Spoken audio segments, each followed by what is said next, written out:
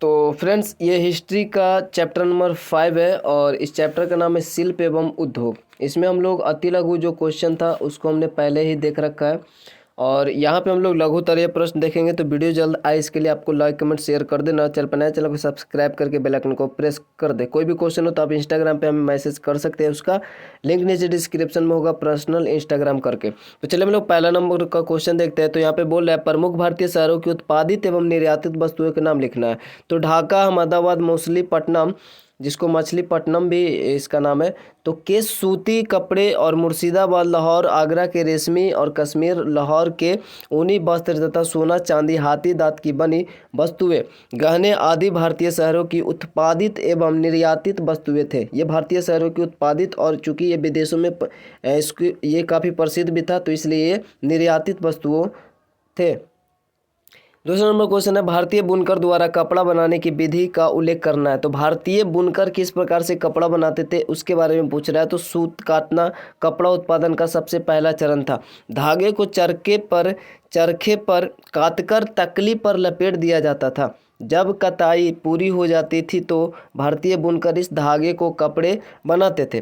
अगर रंगीन कपड़ा बनाना हो तो रंगीन कपड़ा बनाने के लिए रंगरेज इस धागे को रंग देते थे, और छपाई वाला बनाना हो तो छपाई का कार्य बुनकरों का माहिर वर्ग चिप्पीगर किया करता था।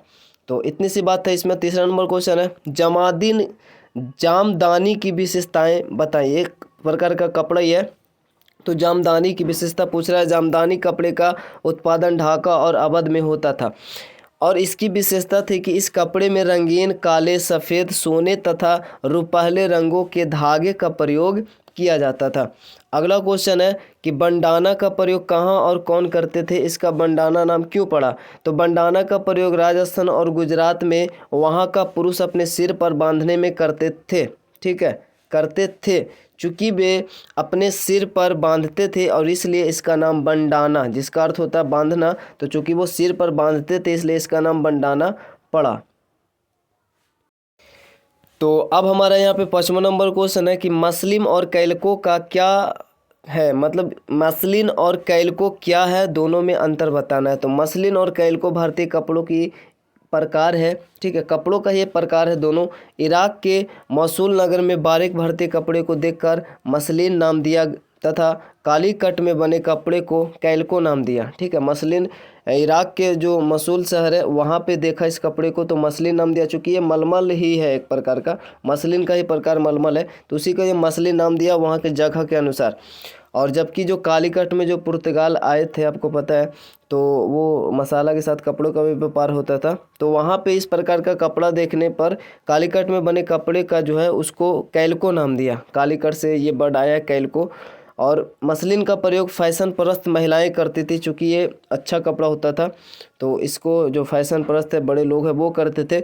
जबकि कैल्को का प्रयोग साज सजावट में किया जाता था, चूँकि ये मोटा होता था और इसका प्रयोग जो गरीब हैं वो करते थे या तो साज सजावट में किया जाता था।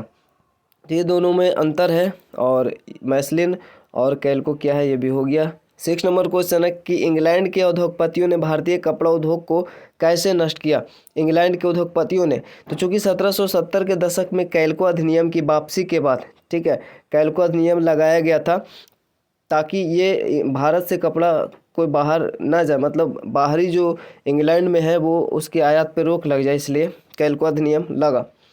लेकिन इसको हटाने के बाद ब्रिटिश संसद ने भारतीय उत्पादों पर ऊंची चुंगी लगाई, जिससे इनकी कीमत बढ़ गई। चूँकि टैक्स बढ़ेगा तो इसकी कीमत बढ़ गया, और जब कीमत बढ़ गया तो और ख़रीदारों की संख्या घट गई।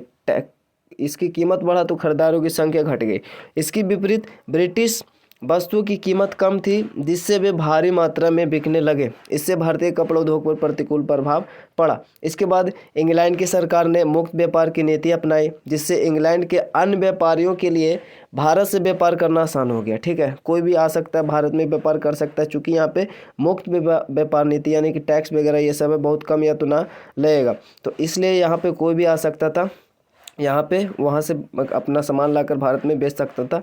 ठीक है, तो भारतीय बाजार में मशीन द्वारा उत्पादित वस्तुओं की भरमार हो गई। इस प्रकार से भारतीय बाजार में मशीन द्वारा उत्पादित वस्तुओं की भरमार हो गई और इस प्रकार इंग्लैंड के उद्योगपतियों ने भारतीय कपड़ों को नष्ट किया, यानी कि भारतीय कपड़े को नष्ट किया। यहाँ पे भारतीय कपड़ा होगा तो यहाँ पे हम लोग ऐसे PDF में ये मिला हो सुधर जाएगा, बट आप लोग यहाँ पे कर ले। इस प्रकार इंग्लैंड के उद्योगपतियों ने भारतीय कपड़ों को नष्ट किया।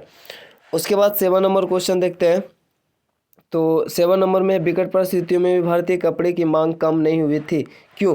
तो 18वीं सदी के आरंभिक काल में ब्रिटिश उद्योगपतियों ने भारतीय कपड़ों के आयात पर रोक लगाने के उद्देश्य से कैल्को अधिनियम पारित किया। ठीक है, 1721 में पारित करवाया।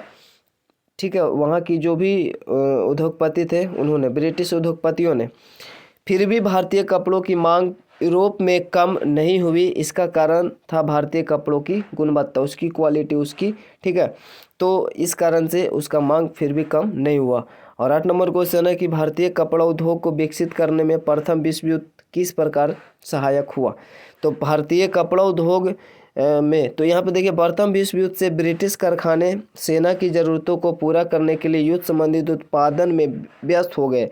ठीक है, प्रथम विश्व युद्ध के दौरान ब्रिटिश जो कारखाना था वो सेना की ज़रूरतों को पूरा करने के लिए और युद्ध संबंधित उत्पाद में ये सब में व्यस्त हो गया। इससे क्या हुआ कि भारत में वास्तविक रूप से सारे आयात बंद हुए, यानी बाहर से जो भी आएंगे, चूँकि वो लोग तब व्यस्त इधर है, तो इसलिए आयात बंद हो जाता, भारत में कुछ आता नहीं है, जिससे भारतीय कारखानों को घरेलू बाजार के लिए, यानी अपना जो मार्केट है उसके लिए विभिन्न प्रकार की वस्तुएं उत्पादित करने का अवसर मिल गया। ठीक है, तो भारतीय कारखानों में फौज के लिए जूट की बोरियां, फौजियों के लिए वर्दी के कपड़े आदि बनने लगे। इस प्रकार भारतीय कपड़ा उद्योग को विकसित करने में प्रथम विश्व युद्ध सहायक हुआ। इसके बाद ये जो भारतीय कपड़ा उद्योग है वो विकसित हो जाता है।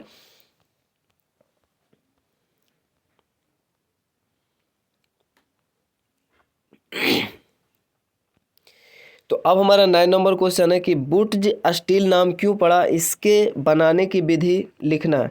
तो लकड़ी के छोटे टुकड़े के साथ एक विशेष प्रकार के पेड़ के पत्ते तथा काली रेत जिसमें लौह अयस्क मिले होते थे को मिलाकर एक शंकु रूप घड़िया में रखा जाता था। अभी देखिए, आपको ये फिगर आपको दिख जाएगा, शंकु रूप घड़िया आपको उसमें रखा जाता था। ईंट तथा गीली मिट्टी से इस पात्र यानी भट्टी को बनाया जाता था। ईंट और गीली मिट्टी से बनाया जाता था। भट्टी में आग लगाई जाती थी। भैंस के चमड़े से बनी धौंकनी द्वारा भट्टी में हवा देकर तापमान को इतना बढ़ाया जाता था जिससे मिश्रण से बुट्ज स्टील बन जाता था। वो मिश्रण इतना ताप दिया जाता था ताकि वो गल जाए। ठीक है, इस प्रकार से वो बुट्ज स्टील बन जाता था। गुजराती भाषा में इस्पात को बुज कहा जाता है और कन्नड़ तथा तेलुगु भाषा में उक्कू, और यहाँ पे उक्कू कहा जाता है कन्नड़ और तेलुगु भाषा में। तो यूरोपियों ने इन दोनों स्थानीय शब्दों को मिलाकर बुट्ज स्टील का नाम दिया।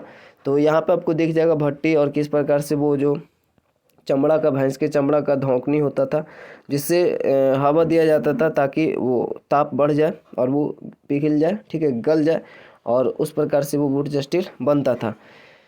बाकी हमारा 10 नंबर क्वेश्चन में बोल रहा है कि ब्रिटिश शासन ने भारतीय इस्पात उद्योग को कैसे नष्ट किया? ब्रिटिश शासन ने, तो सदियों से भारत में लौह तथा इस्पात बनाए जाते थे, परंतु 19वीं सदी में ब्रिटिश विस्तार से यह कर धीरे धीरे समाप्त हो गया। ब्रिटिश विस्तार जब हमने देखा था पिछले वाले चैप्टर में, जब वो जंगल तक भी पहुंच जाते तो वहाँ पे वो लोग उस क्षेत्र को भी अपने हिसाब से चलाने लगते हैं। ठीक है, कई सारे नियम वहाँ पे लागू करेंगे और उसको अपने ही जगह से बेदखल कर दिया जाएगा।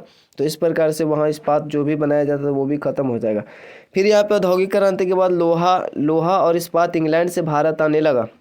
भारतीय लोहार औजार तथा बर्तन बनाने वाले इंग्लैंड से आए लोहे और इस्पात का प्रयोग करने लगे, क्योंकि इंग्लैंड में बना लोहा अधिक परिष्कृत होता था। इसका प्रत्यक्ष प्रभाव भारतीय इस्पात उद्योग पर पड़ा। तो इस प्रकार ब्रिटिश शासन ने भारतीय इस्पात उद्योग को नष्ट किया।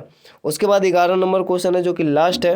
1881 का अधिनियम से मजदूरों को क्या लाभ हुआ? तो 1881 के अधिनियम का उद्देश्य श्रमिकों की कामकाजी परिस्थितियों में सुधार करना था। इस अधिनियम से मजदूरों को काम करने का समय घट गया तथा नियमित और निश्चित वेतन देने की व्यवस्था की गई।